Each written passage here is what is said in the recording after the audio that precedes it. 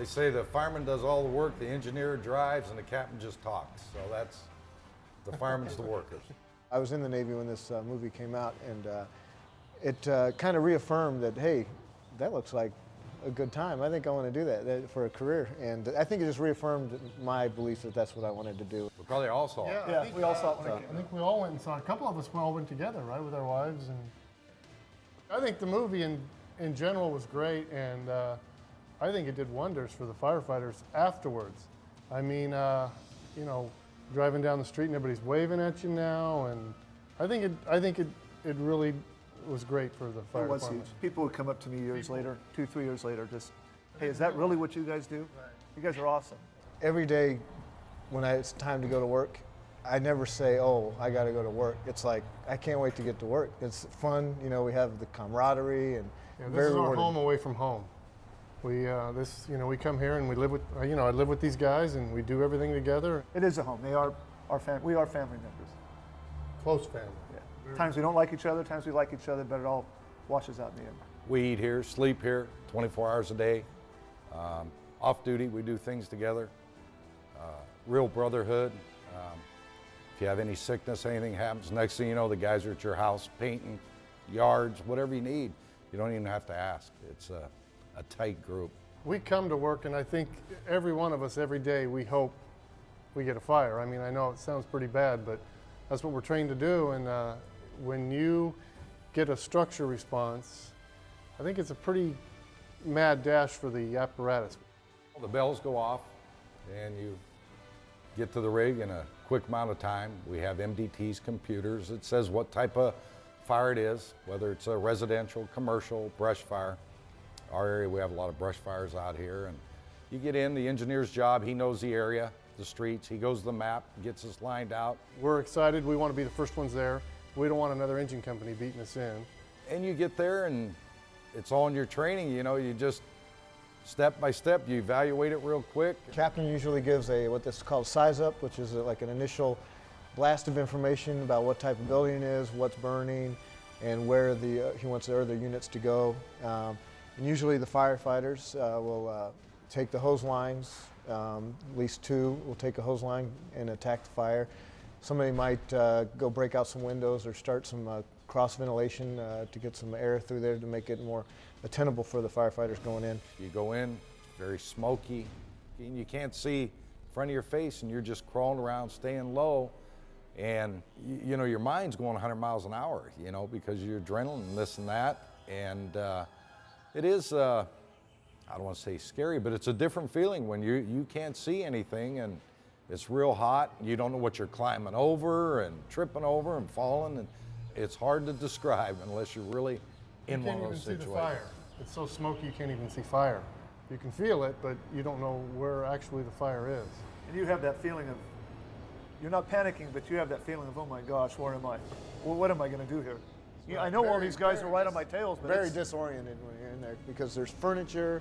You've never been in this person's house. You can't see this far in front of your face, and it's very hot, and you know, you're just crawling through trying to find the seat of the fire, and it's can be a little scary, but at the same time, it's a fun adrenaline rush. Well, you wear your turnout pants, and you got your rubber boots, your turnout coat. Of course, you put on a hood. You got your gloves on, your breathing apparatus, helmet, and your mask. When you're all covered up, there's no skin showing at all. And all of that together weighs... You're usually carrying a tool, either an axe you An have on axe you or you something. have So you're on. probably carrying About 100 another in your 80 to 100 pounds. 80 pounds with you. Yeah, 80 to 100 pounds extra. So that's why I see as a captain too, I have to watch my men to say, okay, you're out, I want a new crew, or wherever we're going. You have to make sure, you know, that they are getting out, you're replacing them all the time.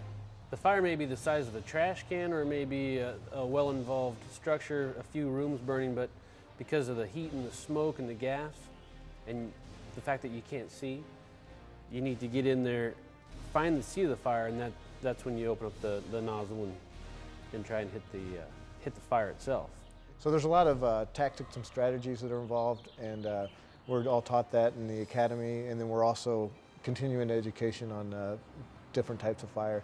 in a structure fire, it's all enclosed, it's indoor, it's contained, it's going to spread throughout the structure. But say on a brush fire, it's outdoors, you have different factors, you have your weather, you have your lay of the land, the steepness of the hill, the thickness of the brush. You think you're safe in 1 second, and the wind comes up out of nowhere, and you get a cross section coming in, and next thing you know, it's right on top of your head. And it's all experience and time, and there's been firefighters before us we've learned from. It goes on and on and on. But no fire's the same. And when you think you know it all, you don't know it all. You don't know anything. That's when you get in trouble. There is a backdraft situation, you know, but there again, we're trained. You come up, if you feel that door, it's hot, and you see smoke, you know, in and out, you know, you just don't open that door. You go to the roof first, cut the hole, let it out, just like a chimney, then you go in. It's a quick operation, but you just wouldn't open that door. You would give it that oxygen, and then next thing you know, you may be on your back or flying out. I thought the movie was well done. It's very hard to do a movie on firefighting to get, you know, actual scenes you can't get inside because, like we said, the smoke is what's missing in there, but yet, filming-wise, what can happen? I thought it was done very well. Yeah. Even the working of the guys, the joking, the whole film, it was done good. I'm not sure it would carry on to fights or anything, but, you know, there's parts in there, but we've had some of those, too. Not at this But station, but I've seen it. all in We've all, seen I the think, jokes. We've seen.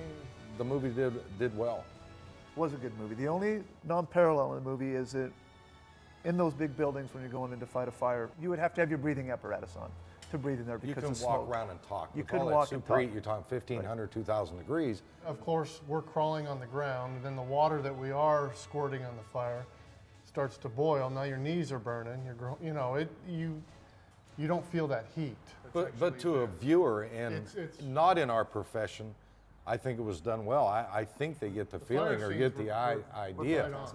I think up next to 9/11, 9/11, I think that was probably one of the most significant things that put our career in the public eye. When we did lose all the firefighters there, I think that hit home with all of us.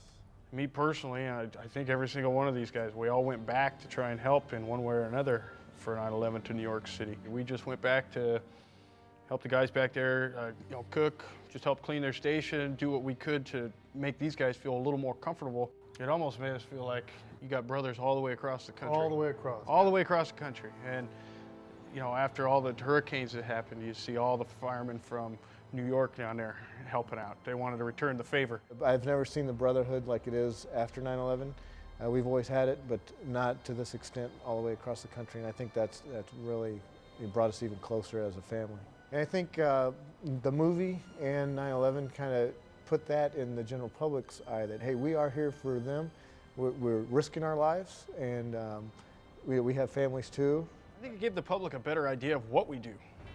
You know, a lot of people just think because they see fire on the side of the fire engine or the fire truck that all we do are go to fires, and that's not the case. We do anything from terrorism attacks to medical calls to cats in trees. We still get calls for cats in trees, believe it or And not. I think it put a whole new spin on things for police and fire.